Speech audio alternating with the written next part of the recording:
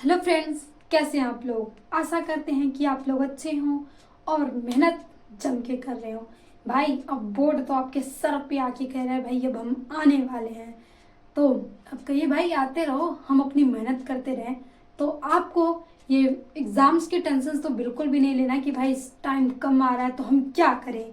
आप जैसी मेहनत कर रहे हैं वैसे करते रहिए। आपका काम है मेहनत करना भाई, रिजल्ट मेहनत का तो मिलेगा ही। तो आज हम एक बहुत ही इम्पोर्टेंट टॉपिक पढ़ेंगे, अनुगमन वेग, जो कि हमने पीछे लेक्चर्स में मतलब देखा कि अनुगमन होता क्या है, वेग। अब अनुगमन वेग हमने पढ़ लिया है तो इसका संबंध पढ़ेंगे कि भाई जो धारा प्रवाहित हो रही थी तो इसमें इसका क्या संबंध है और धारा घनत्व में इसका क्या संबंध है।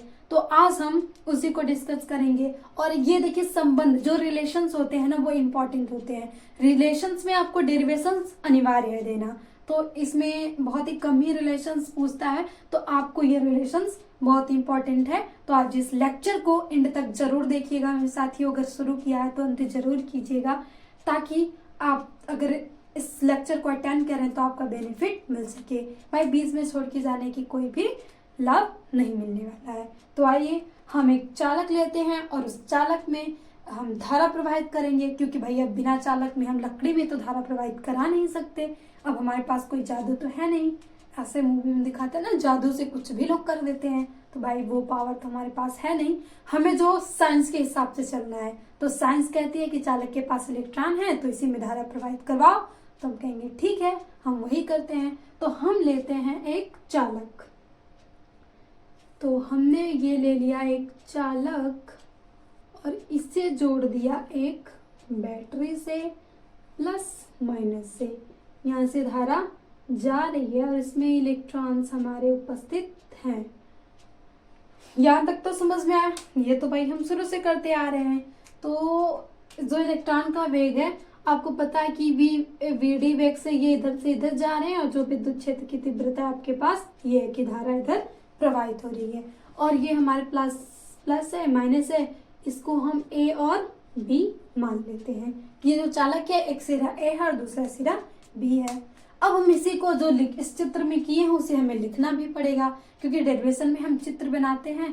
तो भाई एग्जामिनर्स ये क्या ही कहें, वो चित्र से भी तो समझा सकते हैं, लेकिन हमें उसे ऐसे समझाना है कि उसे खुद ही नहीं पता है। तो भाई जो चित्र का डेरिवेशन किए हैं तो उसे लिखना भी पड़ेगा।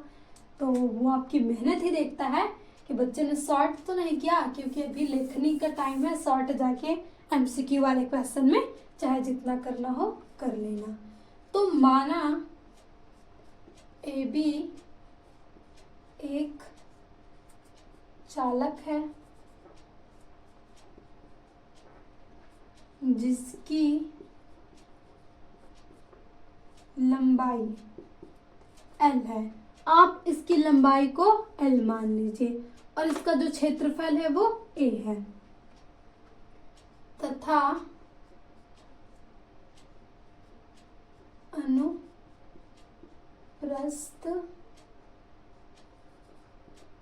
काट का क्षेत्रफल A है। ये हमने मान लिया इस फिगर के अनुसार।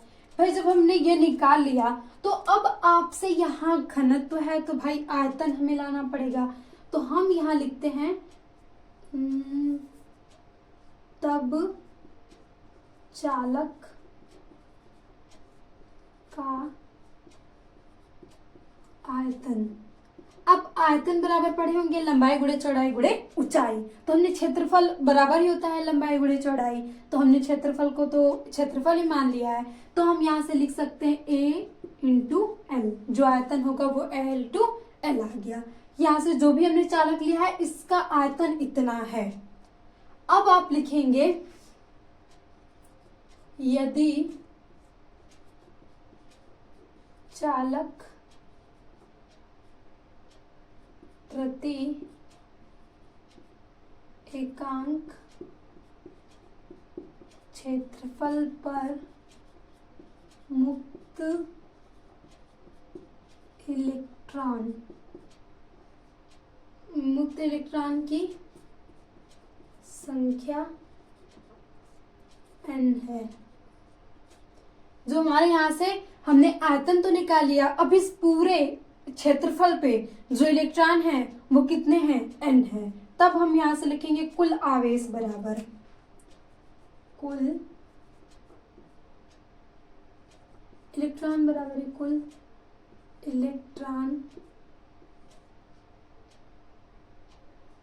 बराबर AL(n) हो जाएगा, क्योंकि संख्या n थी और पूरे क्षेत्रफल जो आयतन है वो हमने AL निकालना है, तो आपके पास पूरे मुक्त इलेक्ट्रॉनों की संख्या ALN आ गया, A into L into N आ गया।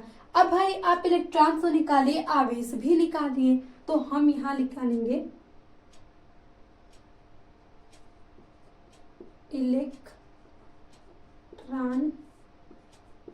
पर कुल आवेश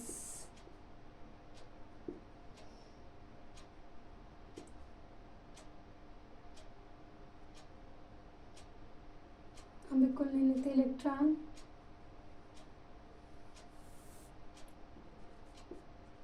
चालक के प्रत्येक इलेक्ट्रॉन पर उपस्थित आवेश जो है वो E है। आपने आवेश निकाल लिया E है, तो आपके पास आ जाएगा कुल आवेश यानी पूरे जो हमने चालक लिया उस पर कुल आवेश हो जाएगा ALNE। सबको मल्टीप्लाई करते जाइए। हमने सबसे पहले माना कि L लंबाई का है, फिर क्षेत्रफल A, आयतन निकाल लिया कि A इंटू L आ गया, फिर इसमें जितने इलेक्ट्रॉन्स थे इसमें मल्टीप्लाई कर देंगे तो हमें कुल इलेक्ट्रॉन्स मिल गए। अब कितने आवेश हैं, तो माना प्रत्येक इलेक्ट्रॉन पे E आवेश है, तो जो कुल आवेश होगा वो AL इंटू NE आ गया। तो अब आपके पास आ गया कि कुल आवेश ALNE है आपके पास। अब आप यहां से निकालेंगे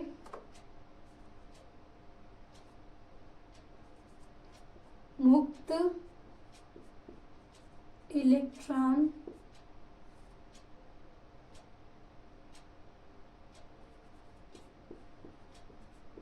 का अनुगमन वेग। हमें तो अनुगमन वेग ही देखना है ना, अनुगमन वेग VD है।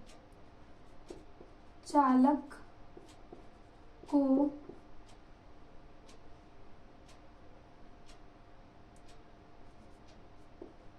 पार करने में लगा समय। अब आप निकालेंगे कि यहाँ से समय कितना आ रहा है, यानी आपके पास T कितना आएगा, तो आपको T का मान निकालना है। तो चाल बराबर होता है क्या, दूरी अपॉन समय, तो समय बराबर हो जाएगा दूरी अपॉन चाल। तो हम वही लिखेंगे कि जो इलेक्ट्रॉन्स हैं दूरी इनके बीच की L है और इनकी जो वेग है वो VD है, तो इस वेग से यहाँ पे पार मतलब इस इलेक्ट्रॉन को यहाँ तक आने में L दूरी तय करनी पड़ेगी, तो समय कितना लगेगा भाई, V वेग से जा रहा है तो L दूरी तय करने में उसे अगर हम T निकालेंगे तो आपके पास यहां से आएगा T बराबर L दूरी बटा चाल VD। T बराबर आपके पास आ गया L अपॉन VD। अब हम क्या करेंगे, यहां से धारा लेंगे, प्रवाहित धारा I, तो I बराबर होता है Q अपॉन T। Q पूरा ही लिख लीजिए। आवेश हम कहते हैं ना, आवेश प्रवाह की दर को हम क्या कहते हैं, धारा कहते हैं। तो I बराबर हम पढ़े कि Q अपॉन T आ गया। अब यहां से आवेश का भी मान आपको पता है, T का भी मान पता है, तो आप रख लेंगे तो धारा में संबंध आ जाएगा। तो I को तो आप ऐसे ही छोड़ देंगे। Q बराबर आपने क्या निकाला है, ALNE, और T बराबर आपके पास है L अपॉन VD। तो L से L कैंसिल आउट हो गया और आपके पास मिलेगा यहां से I बराबर ALNE एल तो खत्म हो गया, NEVD। तो यही होता है धारा और अनुगमन वेग में संबंध। आपके पास आ गया कि धारा और अनुगमन वेग में संबंध क्या होता है। तो देखिए यहाँ से I बराबर ANEVD याद रखना है आपको हमेशा। जब भी आपके पास ऐसा कुछ क्वेश्चन दे दे, क्षेत्रफल दे दे, इलेक्ट्रॉन दे दे, अनुगमन वेग दे दे, तो आप धारा वहां से आसानी से निकाल सकते हैं। अब आपको निकालना क्या है, धारा घनत्व। धारा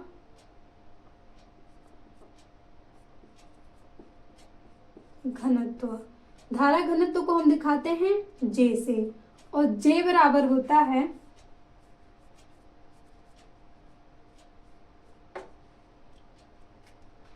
तो अब देखिए कितना सिंपल है।